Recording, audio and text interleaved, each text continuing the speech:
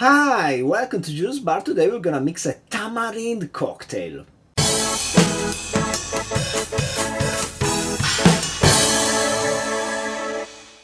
So tamarind is a fruit from Southeast Asia. It's most popular in Thai and it's this thing. So if you like me, you've never seen a tamarind before, I'm gonna open one for you. It has a shell which is quite hard and crunchy. You just break it open and inside you're gonna find something the consistency of a date, I would say. Yes, some roots kind of things around. You take them out and then you just eat it like that. Being careful because every one of these protrusions contains one really big seed.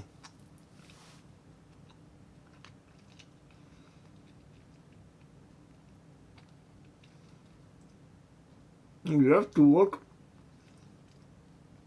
around the seeds, and the seeds are this one. It's quite good. It reminds of a date or a dry prune, something like that, but it has definitely a more citrusy edge. Actually, this is a bean that tastes halfway between a date, which is a palm, and a citrus, which is something else altogether. Well, anyway, let me put this down and I'm gonna get back to you. So, I never saw a tamarind before, the fruit, but in Italy, tamarind flavor popsicle are something of a thing. More on that later after the credits.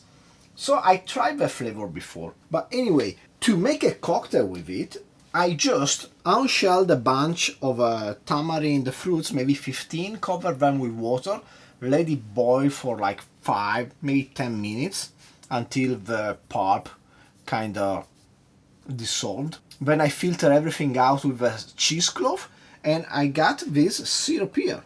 And the cool thing about this syrup is that it's gonna work both as a citrus and as a sugar. So in the cocktail we are gonna make, we are gonna have just 2 ingredients. Let's get down to it. Beside our 2 liquid ingredients, I'm just gonna add a couple of herbs from my garden here on my terrace here in central Tokyo. And I'm just gonna add a few leaves of thyme, maybe something like 8 or so of these tiny leaves. Not too much because we don't want to overpower the other flavors in the drink. So a few leaves of thyme, 1 small leaf of sage, and then I will say about 4 of these rosemary, how you call them? Leaf? I don't know. I call needles. And there you go. I'm gonna tap this slightly really with my bartender spoon. Just, I'm not even bothering to bring out a pesto. Not worth it. Because anyway, we are gonna shake this. And then we go on with our ingredients, liquid ingredients with these, and we're gonna have 45 milliliters of this tamarind syrup. Again, it tastes both sweet and a bit citrusy with an interesting background flavor which I don't know how to describe. It's really specific to this bean, the tamarind. And then for our alcoholic ingredients, I'm gonna use this Chalong Bay. It's a rum distilled in Thailand from 100% pure sugarcane. It's 40% ABV and it tastes really like a cachaça or a completely unaged rum agricole. More like a cachaça to me. So most likely you're not gonna be able to get your hands on this specific rum, but I suggest just using a good cachaça and you're gonna be on the right track. And that's about it. Let's get some ice. And let's give this bad boy a shake.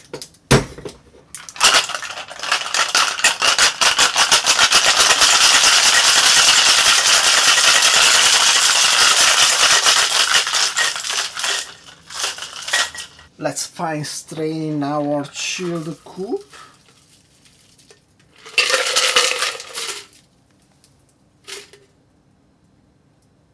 And as a decoration, I'm just gonna slightly tap a small sage leaf.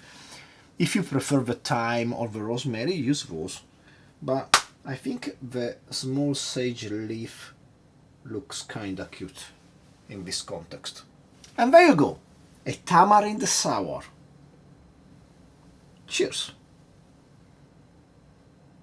On the nose, nice blend of the cachaça flavors of this white rum and the herbs we mixed in our cocktail shaker. And on the palate, this is just a really nice sour. Again, the tamarind syrup works both as sugar and citrus. So by just adding a few nice herbs, we just made it a bit more interesting, because otherwise it would be a bit plain. But actually, the most peculiar flavor part of this cocktail comes in the back end of the palate, in the aftertaste. You get this really nice, mellow, long finish to it. Again, a mix of that specific tamarind flavor, which I'm not able to describe you otherwise, and the herb we selected. It's nice, it's really nice. I really like this.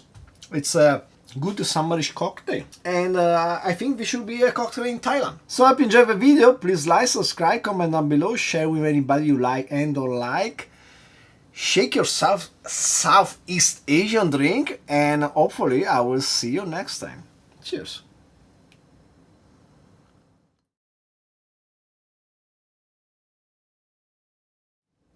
So in Italy, the popsicle market, or ice pop or icicle, I don't know how you call it. In Italian it's called ghiacciolo, the ice bar, basically. I think it's mostly localized by region. And I'm from northern Italy, and the flavor we used to have were, I don't know who selected them, because they're a bit of a mix and match weird things. So the most popular I would say was the red one, which would be like grenadine flavor most of the times. Then there would be the orange, which was orange flavor. The yellow one, or white, lemon taste. And then you start getting into the stuff that people didn't like. Usually the adults ended up eating those. And I would say third from last was mint, green color.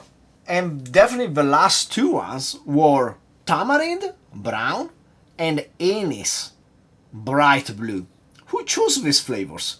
Didn't they do any market research and found out that the kids only liked the yellow, orange, or red, and maybe the green sometimes if they were really thirsty? The bright blue icicle and the dark brown tamarind? And then where did they find tamarind in Italy? I never saw it anywhere else except in the popsicle. Did the first popsicle maker just found a cargo full of tamarind and didn't know what to do, and he just put it in the popsicle? I don't know, it's really interesting. And then the other one was the anise, which actually I don't like the blue. I like the sambuca, I like the absan, I like the star anise, but the blue popsicle was not very good. I think it's just a bit too sharp and too sweet. Never liked it. Later on, some producer got wiser and they substituted the brown one, tamarind, with a cola flavor, which is basically just a lemon flavor with a bit of cinnamon added and the brown coloring. Kids like that better, I guess. Anyway, tamarind for the win. This cocktail is good.